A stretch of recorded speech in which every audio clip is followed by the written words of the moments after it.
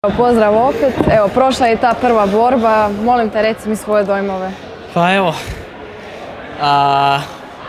Tibilov me rastepo, mislio sam da ćemo se pohrvat minimalno do druge runde sad, naravno do kraja sam htio.